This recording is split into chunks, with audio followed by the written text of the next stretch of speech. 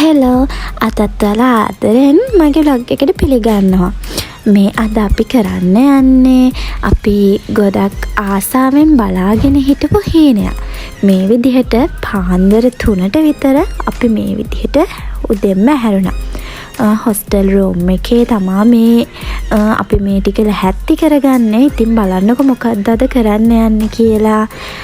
මේ විදිහට අපි කලින් දවසේ ගෙන අරගෙන ආපු පිරිසිදු සුදු රෙදි කෑලි මේ විදිහට කපාගෙන ලැහැත්ති කරගෙන කලින්ම මැඩම්ගෙන් අවසර අරගෙන තමයි අපි මේ පාන්දර යන්න හදන්නේ. මේ විදිහට උදෙන්ම අපි වොෂ් එකකුත් දාගෙන දැන් යනවා. දැන් වෙලාව කිව්වොත් පාන්දර 3ට විතර ඇති. මේ විදිහට අපි බඩු ටික ඔක්කොම අරගෙන පහලට යන්නේ. මොකද අද අපි හදන්න යන්නේ කිරි දානයක්. මේ විදිහට පොතේ සයින් කරලා අපි දැන් අංකල්ට කියලා හොස්ටල් එකේ දොර ඇර ගන්න හදන්නේ. මොකද මෙච්චර උදෙන්ම හොස්ටල් එකේ දොර ඇරලා තියෙන්නේ නැහැ. ඔන්න ඉතින් උදේ පාන්දරම කියන්නේ පාන්දරම නිසා කවුරුත් ළමයි නෑ ස්ටඩියේ. ඔන්න ඉතින් චුටි කිටි කෙනෙක් නම් ඉන්නවා. ඔන්න ඉතින් මේ විදිහට දැන් ඉතින් දොරට ගහලා කොහොම හරි අංකල්ට කතා කරන්නයි ඕනේ. ඔන්න ඉතින් අපේ මැරයා අංකල්ට කතා කරනවා. දැන් නම් අංකල්ට ඇහිලා වගේ අංකල් ඇවිල්ලා අපිට දොර ඇරලා දුන්නා. ඔන්න බලන්නකො එතකොට දිහුවේ කවුද කියලා.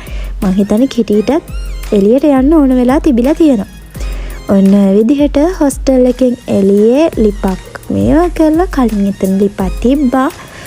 ඒ ලිප තමයි පත්තු කරගත්තේ කලින් දවසේ හවස අපි දර එකතු කරලා තියාගත්ත හොස්ටල් එකේ වත්තේ තැන තැන ඇවිදලා.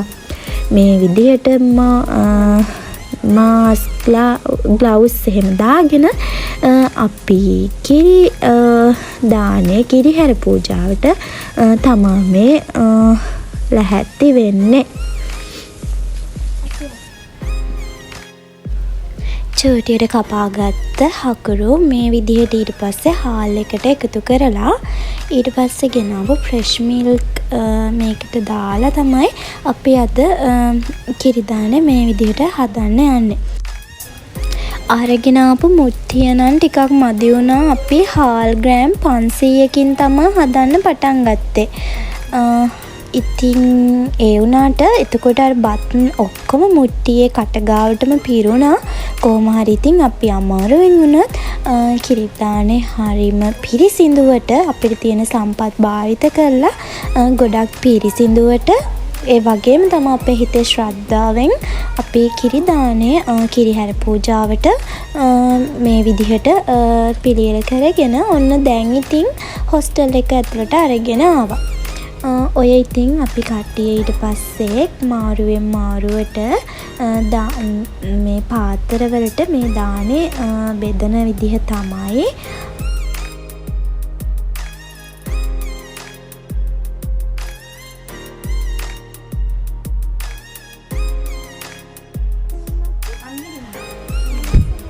මේ තියෙන්නේ අපි හරිම ලස්සනට හිතේ ගොඩක් ලොකු සතුටකින් පිළියෙල කරගත්ත අපේ කිරිහැර පූජාව.